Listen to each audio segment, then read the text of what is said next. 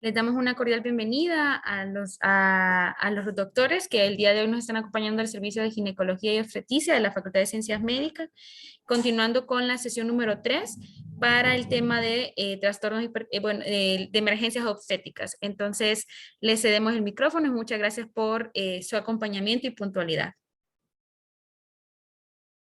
Bueno, buenas tardes. Mi nombre es Fuad Orozco Montoya, como pueden ver ahí en la pantalla, residente de segundo año de la especialidad de ginecología y obstetricia. Hoy vamos a orientarlos a una de las enfermedades más comunes que nos enfrentamos en el embarazo, ¿verdad? Y pues para entender algunas generalidades de manera superficial, vamos a hablar un poco de la introducción, un poco de epidemiología, que se trata de un trastorno médico más común en el embarazo, que se complica una de cada 10 embarazadas. Es una de las principales causas de morbimortalidad, ¿verdad?, perinatal en todo el mundo. Y pues como conocemos, ¿verdad?, la preeclampsia es una complicación de estos trastornos, de estos trastornos hipertensivos. Se complica en el 2 al 8% de los embarazos, entre todos los embarazos, ¿verdad? Y representa a nivel mundial representan 50.000 muertes maternas y 900.000 muertes perinatales. Predispone a complicaciones cardiovasculares. Estas mismas pueden debutar como un trastorno hipertensivo en el embarazo y quedar hipertensa, ¿verdad?, de por vida. Puede comprometer órganos diana como riñón, corazón y cerebro, e incluso provocar ictus, ¿verdad?, en estas mujeres. En Latinoamérica y el Caribe es la causa del 25% de las muertes maternas y en las últimas 2 décadas ha producido un aumento de la incidencia hasta un 25%. En África y Asia vemos que es menor, 9%. Y el 16% de estas muertes representan los trastornos hipertensivos en países desarrollados. El aumento de esta incidencia por incremento global, la edad materna, es uno de los principales también, ¿verdad?, factores de riesgo. Nosotros debemos de identificar cada vez que ustedes llenan el carnet perinatal base, vamos nosotros inmediatamente empezando el tamizaje de estas pacientes, empezando a clasificarlas y ver qué riesgos, qué factores de riesgo nosotros podemos empezar a identificar. Y si es posible, pues lo mejor es que aquella paciente acuda en las primeras semanas del embarazo para comenzar con las medidas preventivas, ¿verdad? O reducir los riesgos, más que todo orientados a la preeclampsia temprana, aquella que se define antes de las 34 semanas. Por lo menos nosotros podemos evitar, con algunos pasos que van a ir más adelante, la preeclampsia temprana, ¿verdad? Entonces, hablando de un poquito de fisiopatología, para que nosotros logremos entender más que todo el mecanismo del trastorno hipertensivo más importante, ¿verdad?, en el embarazo, es eh, es, es muy importante entender el por qué pasa, ¿verdad? La preeclampsia. La preeclampsia, nosotros estamos hablando de que tenemos que desde las primeras semanas del embarazo vamos a encontrar una mala implantación placentaria. Nosotros debemos de entender de que la placenta tiene principalmente las arterias espirales en su tercio distal ocupan un remodelamiento, o sea, eliminar el endotelio de este tercio distal para formar un sistema de alta capacitancia y un intercambio nutricional y gaseoso adecuado para el crecimiento placentario y del mismo bebé, ¿verdad? Entonces, nosotros vamos a ver que la impronta genética juega un papel, si cursó con preeclampsia a su madre o si cursó con preeclampsia en embarazo anterior. ¿Por qué se da la preeclampsia? Nosotros debemos de entender de que esta implantación placentaria, nosotros vamos a tener 2 etapas, a lo que denominamos, entre comillas, oleadas placentarias, entre las 9 y las 11 semanas, 12 semanas la primera, entre las 16 a las 18 la segunda. Esto es más que todo lo que representa la implantación vascular, sobre todo el predominio de esta fisiopatología de las arteriolas que invaden la decido y posteriormente hacia el miometrio, ¿verdad? Y de esta fisiopatología, la arteria espiral, juega un papel muy importante el sistema inmunológico. ¿Por qué? Porque junto con los trofoblastos que se encargan de la remodelación endotelial de estas arterias, también el sistema inmunológico, los natural killers que tenemos a nivel de la placenta, se encargan de destruir y ayudar al trofoblasto estas arterias, la parte para, una vez eliminando el endotelio, este endotelio desaparece y queda un vaso grande de alta capacitancia, ¿verdad? Que pueda permitir tanto el intercambio gaseoso nutricional para el bebé. ¿Qué pasa cuando esto no ocurre de manera adecuada? Entonces comienzan un montón de factores proangiogénicos. La preeclampsia tiene la simplicidad de la siguiente manera. Factores proangiogénicos, o sea, aquellos que vasodilatan, versus factores antiangiogénicos.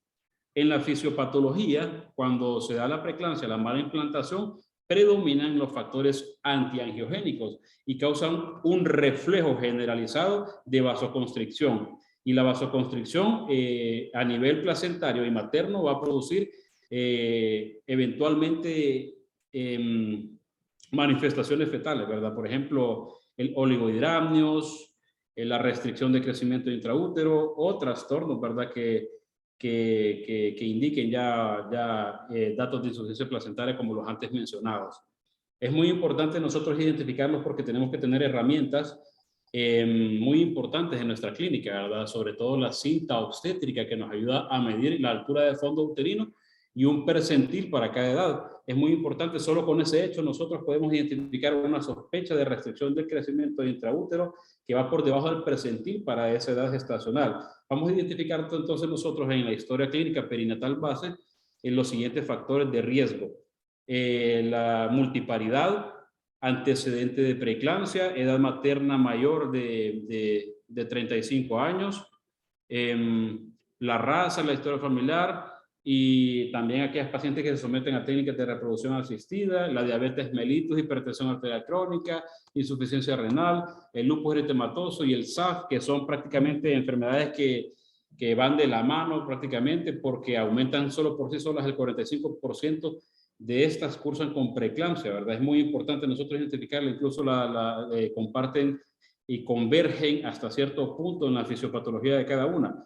Nosotros debemos de buscar a aquellas pacientes que han tenido abortos recurrentes, aquellas pacientes que han tenido historia de algún trombo arterial o venoso en cualquier parte del cuerpo y aquellas pacientes que han tenido algún parto pretérmino o cesárea, ¿verdad? Pretérmino antes de las 34 semanas, que hayan cursado con oligohidramnios o fetos pequeños para edades estacionales o restricción de crecimiento intraútero. Todo eso nosotros debemos de comenzar el tamizaje para empezar a captar este tipo de pacientes. Esto es algo un poquito más avanzado, ¿verdad? Que la tecnología nos ha permitido identificar, hacer cribado, ¿verdad? Mediante la historia materna, mediante todo lo antes mencionado, pero nosotros agregamos a través de un médico especialista que sea capaz de realizar ultrasonidos y en este mismo Doppler, vamos a tener que hay factores predictivos oscilando del 46 al 100% para la preeclampsia antes de las 32 semanas. Si nosotros encontramos por ejemplo, hay un signo que se llama notch protodiastólico que nos indica a través de las arterias uterinas en las primeras semanas del embarazo, de las 11 hasta las 13, alteraciones de la hemodinamia de estas arterias que nos van a indicar un alto riesgo de desarrollo de preeclampsia. Entonces vamos a ver más adelante que esos trastornos y estos factores que nosotros logramos identificar, podemos comenzar un tratamiento adecuado, como algunos estudios, ¿verdad?, que han salido a nivel mundial, como el ASPRE y el MEXPRE, que nos han indicado de que la preeclampsia no se le puede dar manejo conservador. El MEXPRE, ¿verdad?, concluyeron que aumenta la mortalidad materna y perinatal. Y el estudio ASPRE, ¿verdad?, que nos hablará más adelante del uso de la aspirina, ¿verdad?, y sus beneficios de la aspirina y cómo se ve involucrado la aspirina y para disminuir la probabilidad de desarrollo de preeclampsia temprana, aquella que se define como antes de las 34 semanas.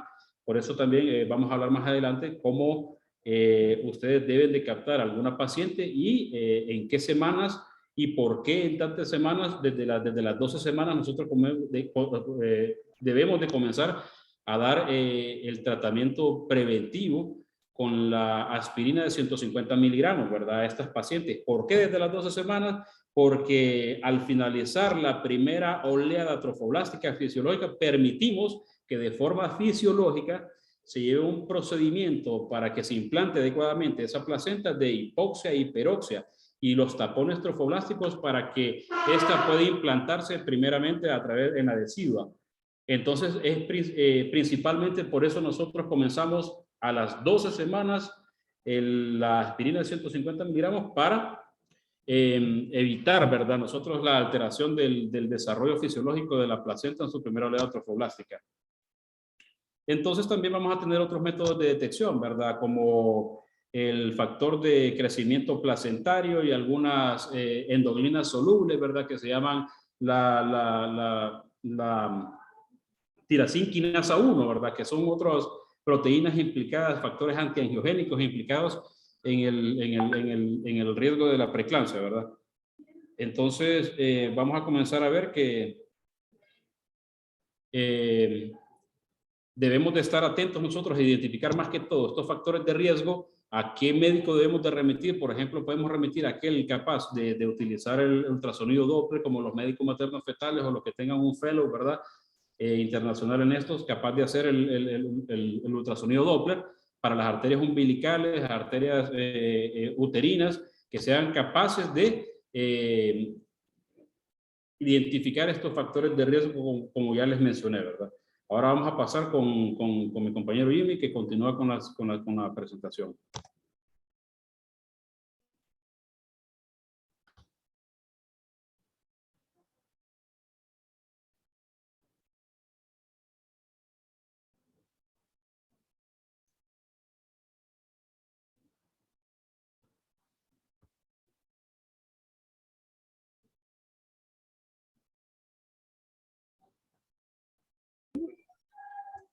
Tengan todos muy buenas tardes. ¿Me escuchan? Sí, se escucha. Ok, tengan todos muy buenas tardes.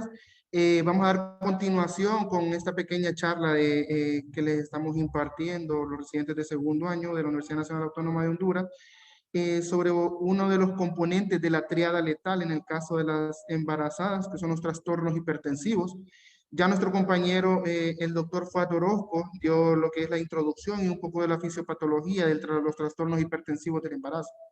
Y que debemos de recordar de que casi siempre nosotros, si no tenemos alcance estos estudios que mencionó el doctor de la hemodinámica y ultrasonido, para ver alteraciones en la arteria renal, en la arteria umbilical, por lo menos por la clínica. El doctor habló bastante sobre uno de los datos de la restricción del crecimiento intrauterino, que una de las causas principales son los trastornos vasculares, que en este caso es el trastorno hipertensivo. No hay suficiente perfusión placentaria, entonces el bebé, por decirlo así, se nos queda pequeño, ¿verdad? En pocas palabras, en clasificación, a clasificar los trastornos hipertensivos, ya la mayoría conocemos un poco en el caso de la clasificación, somos personal de la salud. En los trastornos hipertensivos está la hipertensión gestacional, que es la que, como ustedes saben, que es la que se presenta después de las 20 semanas de gestación y en este proceso y desaparece en las 12 semanas posparto, ¿verdad? Siempre vamos a encontrar proteína negativa en este caso, las cifras tensionales elevadas, ya sabemos que el valor de rango en que vamos a encontrar de 140 90 después de las 20 semanas de gestación, y si este trastorno hipertensivo desaparece después de las 12 semanas, la vamos a catalogar como un trastorno, como una hipertensión transitoria conocidamente o una hipertensión gestacional.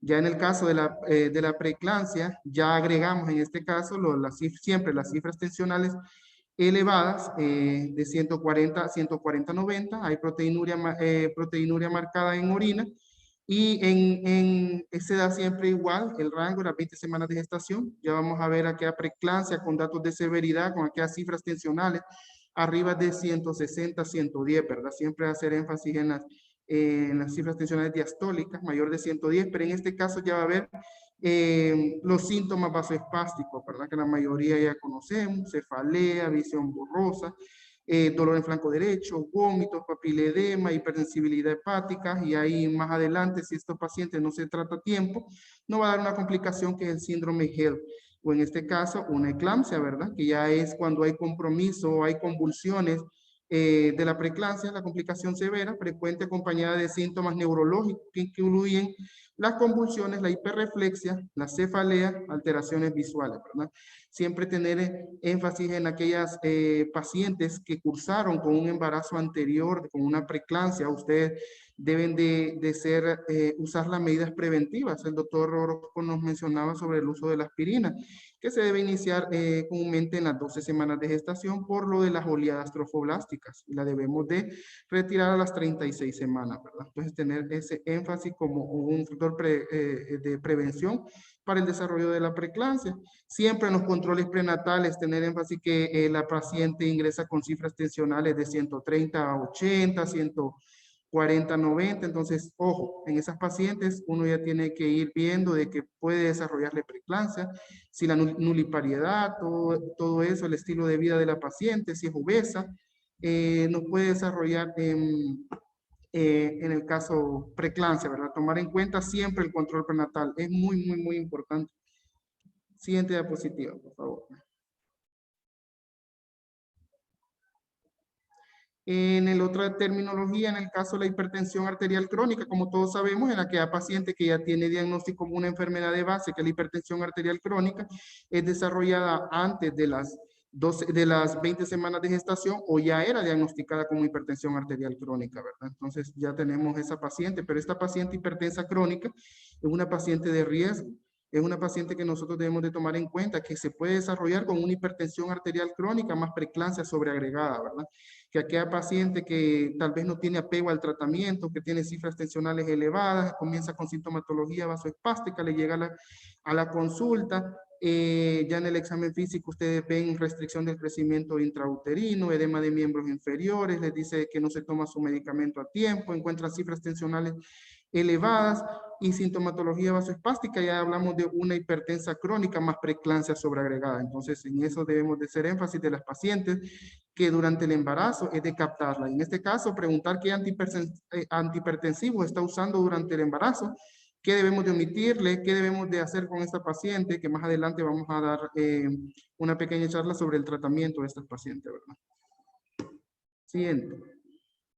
En la definición y criterios diagnósticos, como ustedes ya les había mencionado, la preeclampsia es la hipertensión después de las 20 semanas de gestación y puede presentarse en ausencia de proteinuria, ¿verdad? Ustedes si encuentran a aquella paciente, les dice que nunca ha padecido de la presión y encuentran ustedes en el examen físico presiones arteriales elevadas, no necesariamente tiene que tener proteínas en orina para nosotros decir de que esa paciente está desarrollando un trastorno hipertensivo del embarazo. Siempre dentro de los criterios, la sintomatología, el dolor en epigastrio o en cuadrante superior derecho, nosotros ya se lo debemos a la necrosis de parenquimatosa, periportal y focal y edema de las células hepáticas o distensión de la cápsula de Gleason a nivel hepático. Y por eso nos da el trastorno, el dolor en epigastrio en cuadrante superior derecho. Debemos de hacer énfasis en esto. Otro de los síntomas vasoespásticos es la cefalea, que en el caso es inespecífico, pero en este caso, hacer énfasis a los médicos que en el caso de la cefalea, es aquella cefalea persistente que no cede a analgésicos. O sea, ustedes le dan analgésicos, la toma y le dice, doctora, esa cefalea es persistente, es occipital, no se me quita y encuentran cifras tensionales elevadas. Esto se debe a una poca perfusión cerebral o edema cerebral a nivel lo que nos está provocando la cefalea. Y la presentación antes de las 20 semanas de gestación y ven que la paciente está embarazada, debemos de tomar en cuenta otros trastornos, como nos mencionaba el doctor, ya a nivel renal o enfermedad trofoblástica o una enfermedad autoinmune que nos esté elevando las cifras tensionales antes de las 20 semanas de gestación. Siguiente. Ya hablándole ya de hipertensión gestacional, ya les había hecho énfasis que es la presión arterial arriba de 140/90 en 2 ocasiones, con al menos 4 horas de diferencia después de las 20 semanas de gestación. Y tener en cuenta que siempre el 50% desarrollan preeclampsia, ¿verdad? Antes de las 32 semanas de gestación. Entonces, estas pacientes es de darles seguimiento, no es de dejarlas en su control prenatal. Encuentran cifras tensionales, se le da tratamiento. Siempre recordar que exámenes laboratoriales son requisitos para estas pacientes, siempre mandarles su glucosa, su GUN, su creatinina, su TGO, su TGP y su LDH. ¿Por qué? Vamos a ver que dentro de los criterios de severidad hay criterios laboratoriales que nos indican que estas pacientes pueden desarrollar la preeclampsia con datos de severidad. Aquí, como les había mencionado, ya hay definición y criterios diagnósticos. Una de las complicaciones de la preeclampsia, en este caso, es el síndrome HELLP. ¿Qué pasa con el síndrome HELLP? Es la forma más grave de la preeclampsia. ¿Qué encontramos en datos laboratoriales? Ya encontramos una LDH elevada, arriba de 600, ¿verdad? Unidades sobre litro. Ya las transaminasas, como le habíamos dicho, hay una necrosis a nivel portal hepático y distensión de la cápsula de Gleason. Entonces debemos de tener en cuenta que está 2 veces el límite de su valor normal, ¿verdad? Las transaminasas. Hay disminución de las plaquetas, hay menos de 100,000 de plaquetas. Es siempre, como ustedes, una afectación del tercer trimestre. Puede darse una preeclampsia temprana, como dice el doctor, antes de las 34 semanas. Y el 30% de los casos después del parto, ¿verdad? El síndrome HELLP. Siempre recordar que 15% sin hipertensión o proteinuria se puede dar. En un 15% es pequeña el porcentaje, pero se puede dar. Y el dolor en cuadrante superior derecho, el malestar es generalizado, más del 90%. Él persiste el dolor, entonces en esa paciente con dolor en epigastrio o dolor en cuadrante superior derecho, ojo, es de tener cuidado, enviarle sus exámenes y en este caso no nos estará debutando con un síndrome de HELLP. Náuseas y vómitos en un 50%. Siguiente. Ya en el caso de la eclampsia, otra de las complicaciones que vemos comúnmente en el hospital escuela, ¿verdad? Las pacientes que nos llegan con eclampsia de los centros regionales o de maternidades, es las convulsiones tónico-clónicas focales o multifocales de nueva aparición. Atrás, por favor.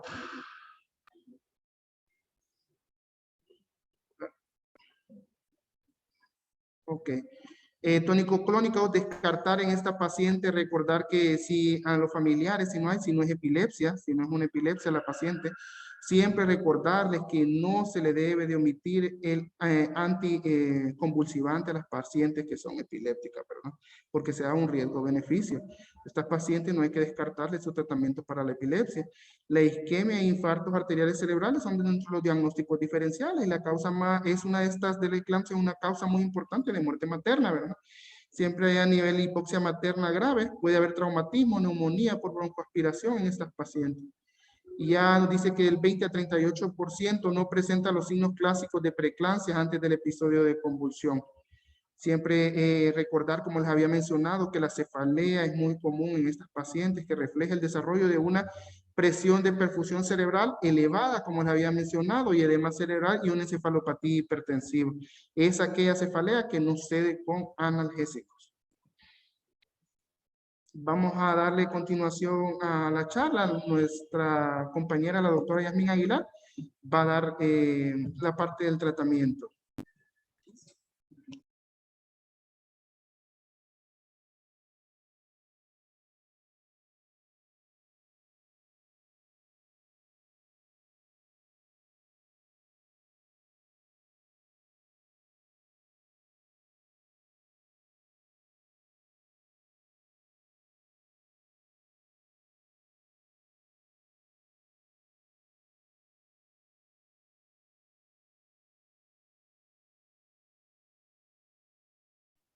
Está en silencio, Yasmín. Está en silencio. Active el audio. Listo, una disculpa. Les decía, muy buenas tardes a todos. Para mí es un placer poder estar aquí compartiendo con ustedes un tema tan bonito como es los trastornos hipertensivos del embarazo. Debemos tener en cuenta cuando hablamos de tratamiento de este tipo de trastornos que al estar ante una mujer embarazada, si bien es cierto la similitud de la fisiopatología puede ser similar, por así decirlo, pero el tratamiento es totalmente diferente. No es lo mismo tratar a una paciente hipertensa que está embarazada de una que no está embarazada. Entonces, aquí tratamos de resumir en una sola diapositiva, pues muy sencilla y práctica, ciertos puntos a seguir, como ser Debemos recordar que en una mujer embarazada no se van a dar inhibidores de la enzima convertidora de angiotensina.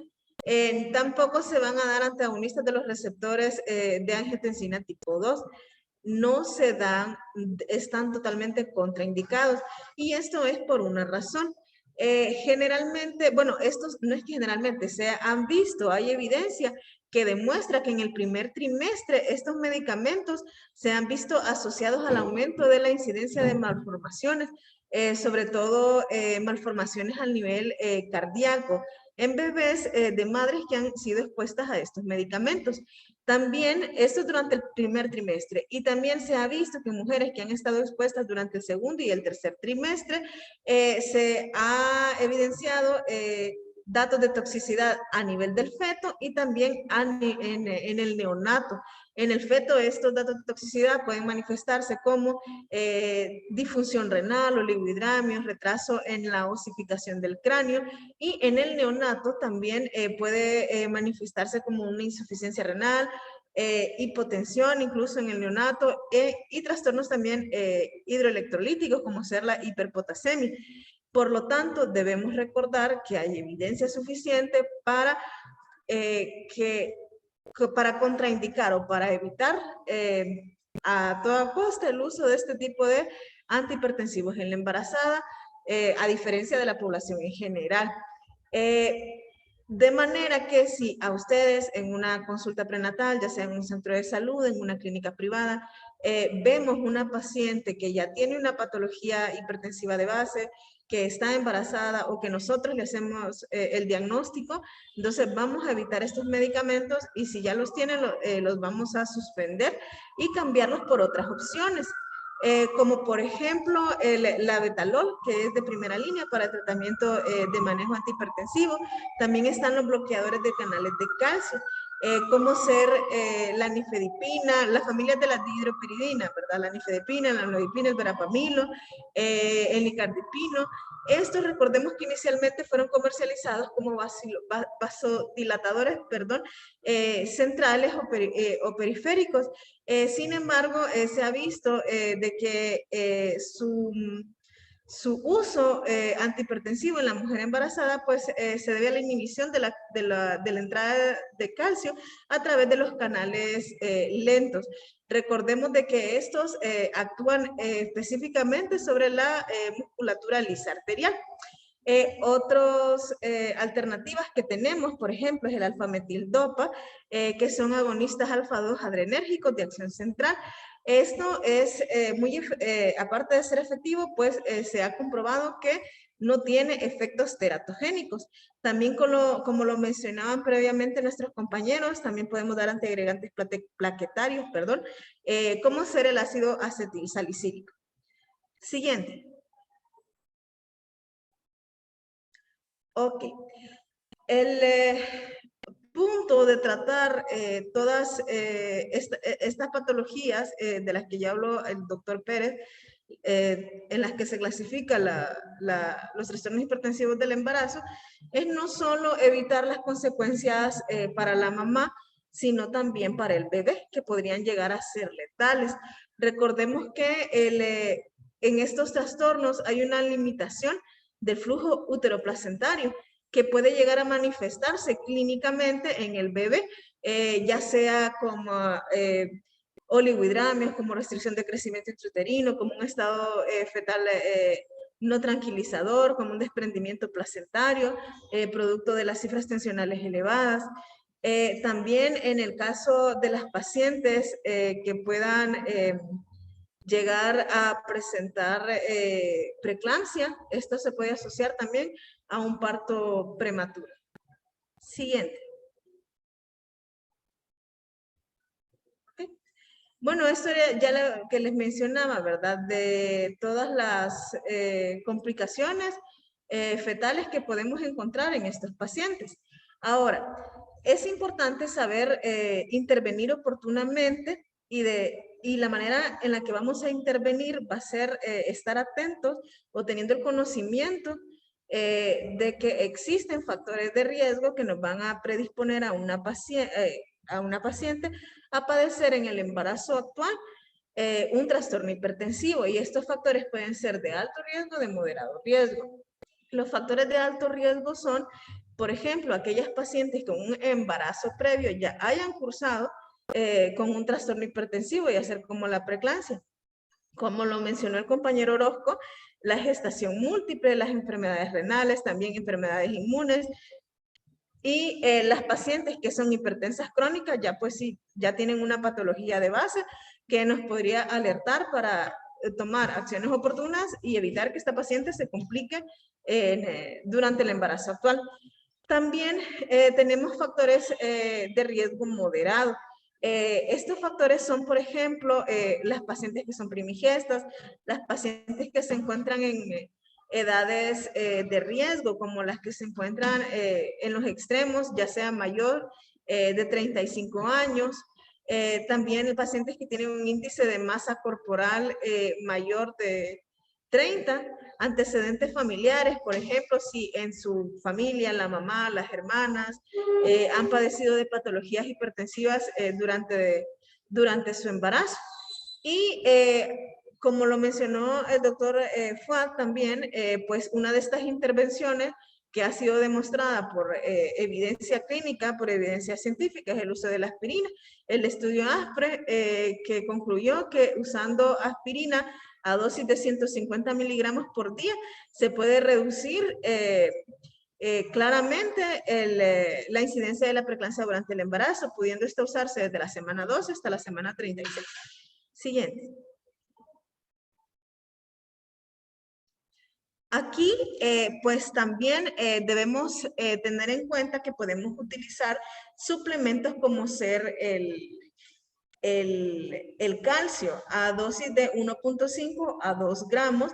Esto ha demostrado la disminución de la incidencia de hipertensión gestacional, preeclampsia, y también en pacientes que ya tienen unos niveles de calcio sérico bajos, se ha demostrado que disminuye la incidencia de preeclampsia en el 64%.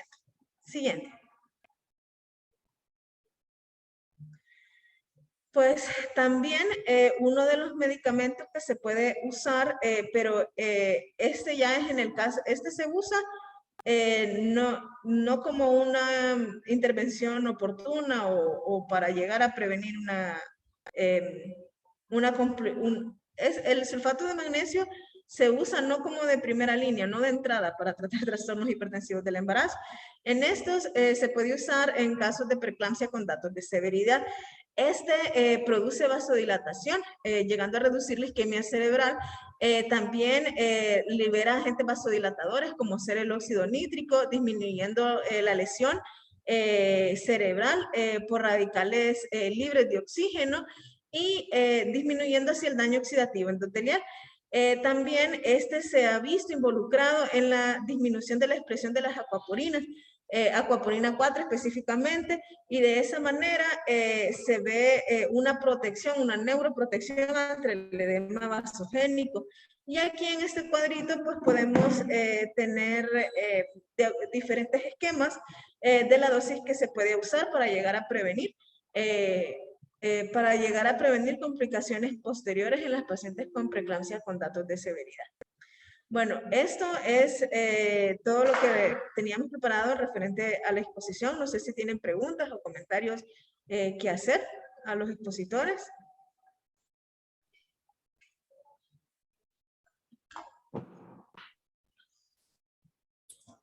Recuerden que pueden abrir su micrófono para realizar su consulta o escribirla por el chat. Bueno, pues yo quiero dar una aclaración. Estos esquemas de sulfato de magnesio y los beneficios que acaba de hablar mi compañera la doctora Yasmín Aguilar, nosotros la mayoría de ellos son de uso intrahospitalario, pero hay uno que se adapta a aquellos médicos o enfermeras que están en centros de salud alrededor del país.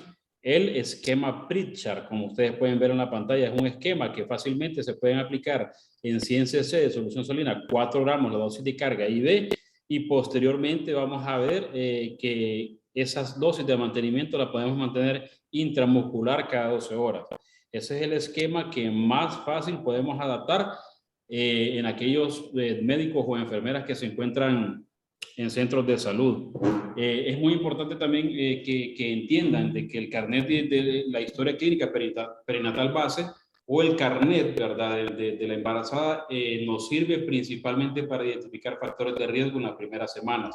Cada cosa que ustedes van llenando, la raza es un factor de riesgo, mestizo, ser latino ya es un factor de riesgo, el biotipo que tienen los hondureños, ¿verdad?, que es otro factor de riesgo, índice de masa corporal mayor de 30 es un factor de riesgo, antecedente de macrosomía fetal que se asocia al aumento de trastornos hipertensivos de la mano con la diabetes mellitus, y todas esas cosas, antecedentes maternos, antecedentes familiares de primer grado, todas esas cosas nosotros podemos ir viendo que vamos identificando los factores de riesgo.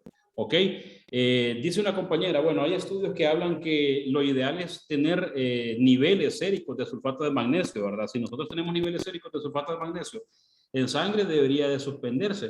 Hay otra literatura que habla de 6 horas, 12 horas y hasta 24 horas de neuroprotección con el sulfato de magnesio. Lo ideal es tener los niveles de magnesio, ¿verdad?, en sangre. Si los tenemos niveles óptimos, pues si se han alcanzado niveles óptimos a las 6 horas, de magnesio se suspende, pero como nosotros no tenemos en muchas ocasiones los niveles de sulfato de magnesio en sangre, entonces se deja más o menos de 12 horas a 24 horas, dependiendo también individualizado cada paciente. Aquella paciente que yo la diagnostiqué por clínica, es muy importante conocer la clínica, los criterios clínicos y laboratoriales que nosotros vamos a tener de preeclampsia. Para empezar, nosotros debemos de tener el criterio clínico más importante de la presión arterial, ¿verdad? Que habla de la sistólica 160 y diastólica de 110. Es muy importante nosotros establecer al menos 2 tomas de estas cifras tensionales en 2 tomas separadas en un lapso de 15 minutos. Pero si esa sintomatología va a ser la excepción, si viene con esas cifras tensionales acompañadas de sintomatología clínica vasoespástica, ¿verdad? Como la cefalea, tinnitus, fofenos, epigastralgia, etcétera, que ya me hacen que el diagnóstico sea mucho más fuerte, ¿verdad? Entonces, nosotros podemos trasladarla solo con la dosis de carga, como la compañera está preguntando en el chat, con la dosis de carga de los 4 gramos IV en 100 cc de solución salina que pasan en 20 minutos, y con esa dosis de carga también nosotros podemos acompañarla con 10 gramos intramusculares y referirla inmediatamente a la paciente. Si es posible, dar un antihipertensivo, ¿verdad? Empezar a iniciar alfametildopa, preferiblemente sería la nifedipina, ¿verdad? Que se asocia a mejores resultados en cuanto a los órganos diana que puede tener la preeclampsia. Entonces, todos esos factores, quiero que ustedes de ahora en adelante entiendan que en los centros de salud abunda la aspirina. Ustedes perfectamente pueden identificar aquellos factores de riesgo que tienen las pacientes a través de la historia clínica perinatal base, y están en toda la facultad de iniciar la aspirina. Solo con el hecho de haber cruzado preeclampsia en embarazo anterior, iniciar aspirina a las 12 semanas. Es hipertensa arterial crónica, iniciar aspirina a las 12 semanas. Es diabética, es obesa, tiene lupus, antecedente de SAF, iniciar aspirina a las 12 semanas. Dosis óptima 150 miligramos, ¿verdad? De esta aspirina. ¿Cómo actúa la aspirina? Se pueden preguntar ustedes. La aspirina actúa a través de la ciclooxigenasa tromboxano A2 que se libera a través de la aspirina, y esta activa de forma indirecta la cascada intrínseca de la coagulación. ¿Qué ocurre con esto? La cascada intrínseca de la coagulación, si se activa, va a producir trombos, ¿verdad? Y trombos a nivel placentario, microtrombos a nivel placentario que van a terminar produciendo insuficiencia placentaria, y sobre todo la aspirina, recuerden muy bien, se utiliza para disminuir las probabilidades de la preeclampsia temprana, aquella que se define antes de las 34 semanas. Pero si alcanzamos las 34 semanas, por ejemplo, ya la probabilidad de sobrevida del recién nacido es del 90%. Entonces ya hemos avanzado algo para salvar una vida, ¿verdad? ¿Alguna otra duda? Buenas tardes, doctor. Felicidades, los felicito por esta exposición, que es muy importante para nosotros, los que estamos lejos. En las consultas externas o en los centros de salud, no siempre llegan las pacientes en las primeras semanas de embarazo. Ya no llegan con 18, 20, 26, 25 semanas de gestación. Y quizá con factores de riesgo para preeclampsia. Ya no tiene sentido iniciarles aspirina ni calcio en esta etapa. ¿Cómo sería el manejo para prevenir?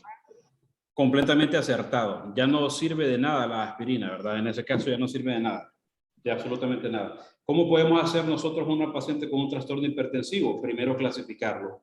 Aquellos pacientes que identificamos posterior de las 20 semanas, el trastorno hipertensivo solo pueden ser dos cosas, o hipertensión gestacional o preeclampsia, ¿verdad? Aquellas pacientes que vamos identificando los factores de riesgo, por ejemplo, aquellas pacientes que tengan síndrome de anticuerpos antifosfolípidos, lupus eritematoso sistémico o antecedente de mola, yo puedo ir subclasificándolas como aquellas que se me puede presentar de manera más temprana la preeclampsia, ¿verdad? Antes de las 34 semanas. Aquellas que tal vez no tienen factores, me aumenta la probabilidad de que se trate de un trastorno hipertensivo que no sea preeclampsia. Pero ¿qué vamos a hacer nosotros? Vamos a empezar a realizar estudios. ¿Cuáles estudios? Vamos a utilizar la química, la creatinina, BUM, TGO, TGP, que son otros criterios laboratoriales diagnósticos que nosotros debemos de tener para descartar o afirmar la preeclampsia. Entonces, ¿qué pasa? ¿Qué pasa? La proteinuria en presencia de un trastorno hipertensivo, inmediatamente nosotros podemos clasificar o sospechar de preeclampsia, ¿verdad? Preeclampsia sin datos de severidad y con datos de severidad.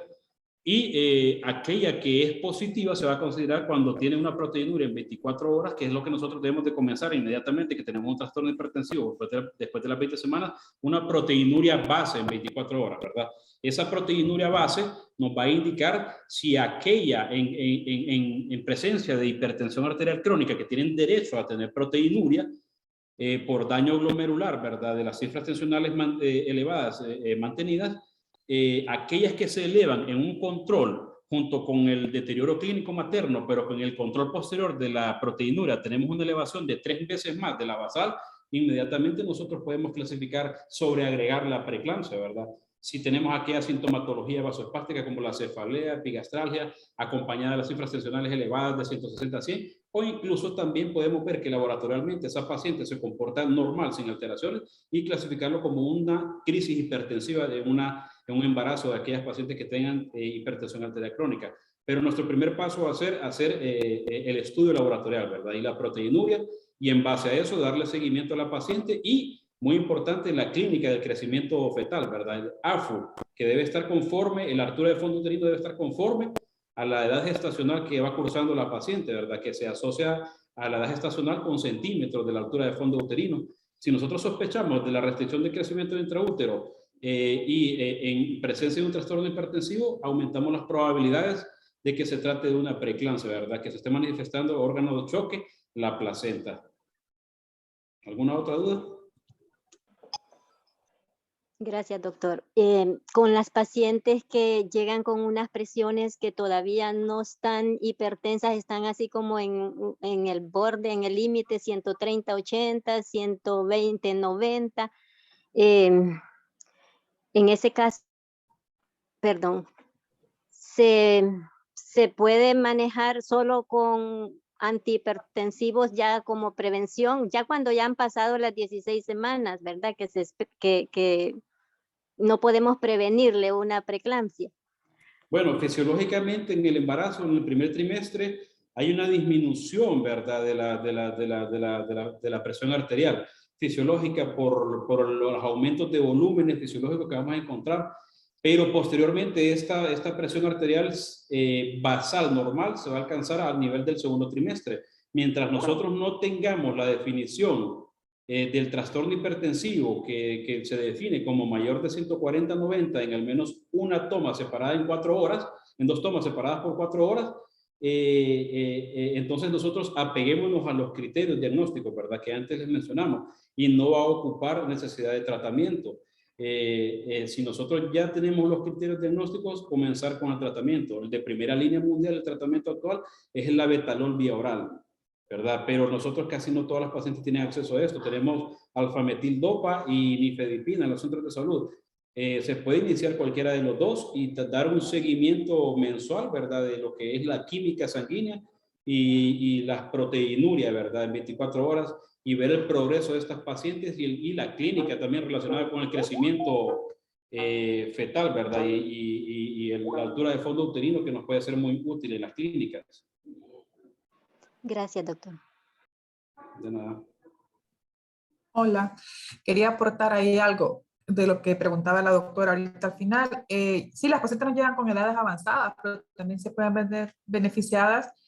Por ejemplo, identificar a la paciente si tiene factores de riesgo. Entonces, sí, podríamos, por ejemplo, pedir a esta paciente que controle el peso, por ejemplo, o sea, decir que se limite con la ingesta de carbohidratos. Podríamos pedir a esta paciente, hay literatura que nos dice que las pacientes que empiecen a hacer ejercicio por lo menos 140 minutos a la semana, estas pacientes dicen que se va a reducir el riesgo de preeclampsia en un 40%. Si iniciamos la aspirina a la semana 12, puede disminuir el riesgo, dice, en un 60%.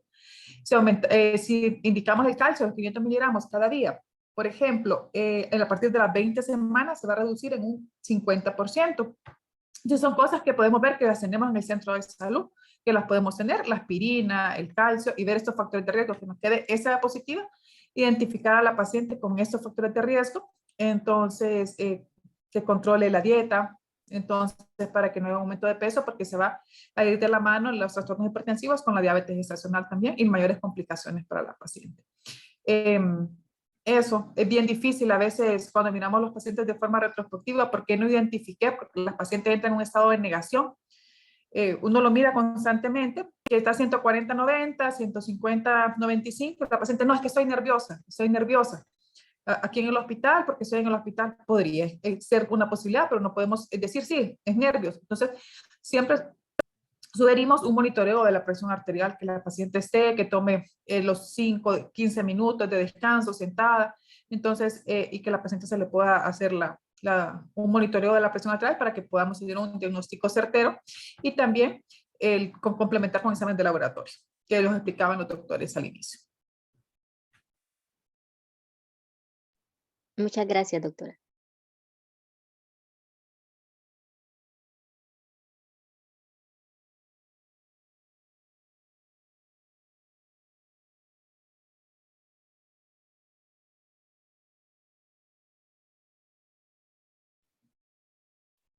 Yo creo que no hay más preguntas, ¿o sí?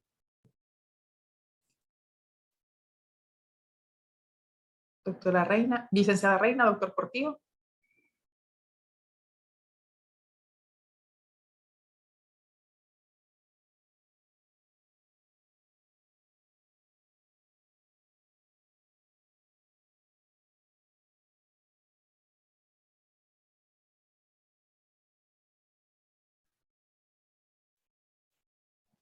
Yo creo que no hay más preguntas en realidad. Buenas tardes a todos. Bianca Fletes, de la Unidad de Tecnología Educacional en Salud de la Facultad de Ciencias Médicas. Y pues, como dice la doctora Yadira, creo que no hay más consultas, ¿verdad? Si hay alguien, tenemos 7 minutos para poder dar finalizada esta jornada del día de hoy. Si hay alguien pues que tenga otra consulta, alguna experiencia que comentar para que podamos aprovechar el conocimiento de los exponentes del día de hoy, entonces está abiertos los micrófonos todavía para que podamos hacer las respectivas consultas. Si no, entonces daríamos por terminada, ¿verdad? Con algunas palabras. Como menciona la licenciada Reina, ¿verdad? Se estará compartiendo mediante los chats la grabación del día de hoy para aquellos que quieran retroalimentar algunos aspectos que fueron pues abordados el día de hoy, entonces lo pueden hacer. Solo los expositores, si tienen algunas palabras de despedida para poder cerrar esta charla programada.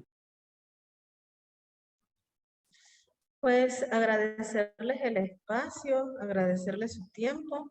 Estamos muy contentos de que estas iniciativas se estén tomando, estos programas, esta teleeducación.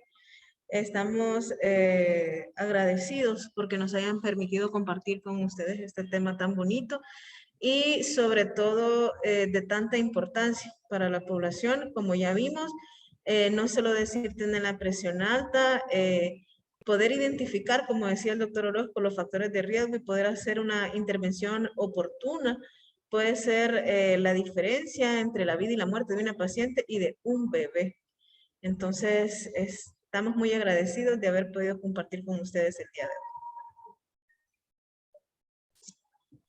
hoy. Ok, doctor Orozco, algunas palabras para poder cerrar el día de hoy.